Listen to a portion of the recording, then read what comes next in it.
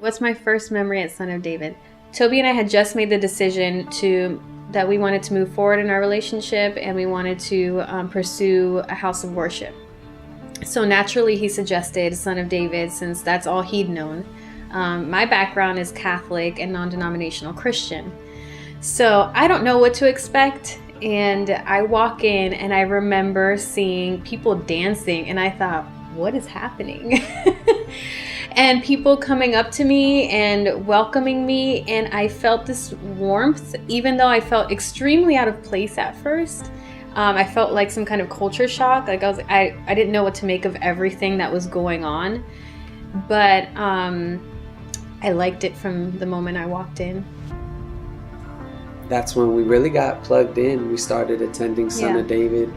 We started serving in different ways, and then we started teaching the young kids. One thing that really impacted me is kids are so bold.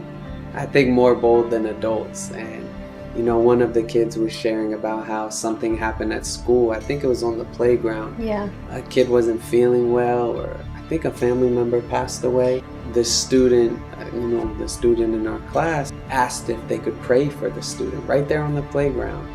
And it was just a simple prayer, like, I pray for your grandma, and I pray that you feel better in Jesus' name. And how the student said, I feel better already. Yeah. It's amazing to get a peek into the mind of a child, of their innocence, and how they make sense of biblical things in their mind in a way that they can understand, and in a way that they can explain it to each other.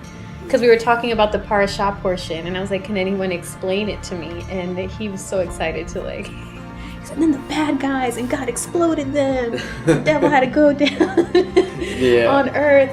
And besides all the gory details, he was pretty accurate in the sequence of events. So that was really funny and sweet. I definitely want to give a shout out to our congregational leader, Dennis, because he was always very involved in our lives and knew that our heart was for ministry. And sometimes you get caught up in these seasons of life. Right now we have 2 small children, and I specifically remember Dennis, he wrote us and he said, I'm inviting myself over to your house, and it was like a Thursday, and he came and he's like, you're probably wondering why I'm here. And I was, and I think Toby was too, and it was pretty much to give us a push and say, what are you doing if you want to be in full-time ministry, what are you doing to make that happen? And it was a huge reality check for us in that moment, because we weren't doing anything. Yeah. And it really caused us to be more active. And that's when Toby enrolled in his first graduate class.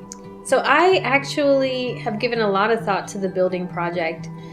The building itself would align perfectly with our vision and values and mission as a congregation, and be able to really implement the things that we believe in as a congregation that we haven't been able to, because we're restricted in time and location. And one way is like doing Shabbat dinners. That's something that I know that I've heard Dennis speak about, and we've all talked about at the ministry leaders meetings, how we would love to do like a corporate Shabbat dinners and have it open in a place that's safe, where we can invite friends and people who are not believers yet to come and break bread together. I think definitely it's important for people to be involved in different ways, and definitely prayerfully, and second, financially. The building is not cheap, and I can say, based off our experience, giving, when we've given, the Lord has blessed us, and that's not why we give. But I can say that there was a time where, money was definitely tight, but we saw the importance of giving to our local congregation. And it was one month where we had enough to pay for the mortgage, and we were like, man, it's going to be tough to give. Like, if we give, it's like give our tithes, it's going to be tough. We definitely wanted to walk by faith, and so we gave our tithe first.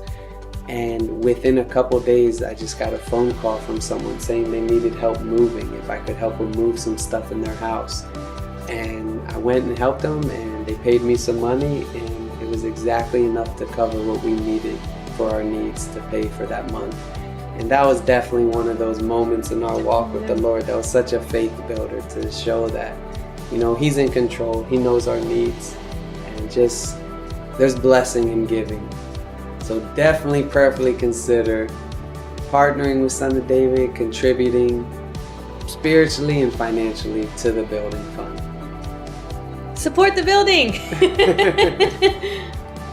Son of David Messianic Congregation has been sharing the love of the Lord to the Washington, D.C. metro area for over 25 years. Our new property is situated on Norbeck Road with easy access to the ICC and sits right next door to Leisure World and a huge brand new neighborhood. As we raise the funds to break ground on our new building, we ask that you prayerfully consider donating to this project so we can continue to live out the calling that the Lord has for us in the Silver Spring and wider Washington, D.C. metro area.